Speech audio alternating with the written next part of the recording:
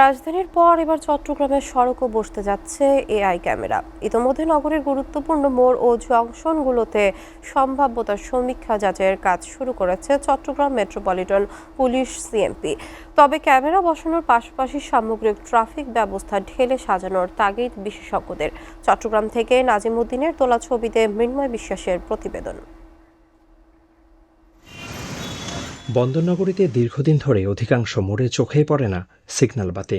আবার যেসব স্থানে দেখা যায় সেসব মোড়ের বাতিগুলো অকেজো পড়ে আছে, যার কারণে হাতের ইশারা নির্ভর ট্রাফিক নিয়ন্ত্রণ ব্যবস্থায় চলছে চট্টগ্রাম। এছাড়া নিয়ম না মেনে পার্কিং, রাস্তা পারাপার, যাত্রী ওঠানামা তো আছে। এতে শহরে বড় সমস্যা হিসেবে দেখা দিয়েছে যানজট। প্রতিদিন কর্মঘণ্টার বড় একটি অংশ সড়কে আটকে থেকেই নষ্ট হচ্ছে নগরবাসীর। যানজট নিরসনে এবার প্রযুক্তি নির্ভর ট্রাফিক ব্যবস্থাপনার উদ্যোগ নিচ্ছে চট্টগ্রাম মেট্রোপলিটন পুলিশ সিএমপি। ঢাকায় এআই ক্যামেরা ব্যবহারে যানবাহনের চাপ বিশ্লেষণ, সিগন্যাল নিয়ন্ত্রণ ও আইন লঙ্ঘন শনাক্তকরণে সফলতা পাওয়ায় সেই অভিজ্ঞতা চট্টগ্রামেও কাজে লাগাতে চায় পুলিশ। সিএমপি কমিশনার জানালেন, বিষয়টি এখন সমীক্ষার পর্যায়ে রয়েছে। আমরা ঠিক করেছি যে উত্তর দক্ষিণের বড় বড় কয়েকটা পয়েন্টে আমরা এটাকে একটা পাইলটিংটা করে দেখবো, এটা রেজাল্টটা কেমন আসে।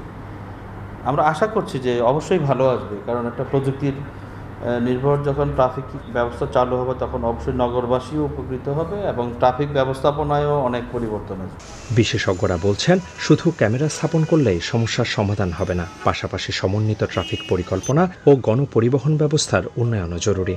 ট্রাফিক ম্যানেজমেন্টটা আমাকে প্রপার ওয়েতে করতে হবে। ট্রাফিক ম্যানেজমেন্ট যদি না থাকে, আমি slow moving vehicle, fast moving vehicle একই লেনে চলবে, আমি ম্যানেজমেন্ট করবো, এটা সম্ভব না। পথচারী আর গাড়ি, মানে দ্রুতগতির গাড়ি একই লেন দিয়ে হাঁটবে, এটা হবে না। এই জিনিসটাকে আমার প্রথম গঠন করতে হবে। পরিকল্পনা অনুযায়ী প্রকল্পটি বাস্তবায়িত হলে যানজট কমার পাশাপাশি ট্রাফিক আইন প্রয়োগেও আসবে গতি। এতে নগরবাসীর দৈনন্দিন যাতায়াত হবে আরও স্বস্তিদায়ক, জানিয়েছেন সংশ্লিষ্টরা। মৃন্ময় বিশ্বাস, এসএটিভি, চট্টগ্রাম।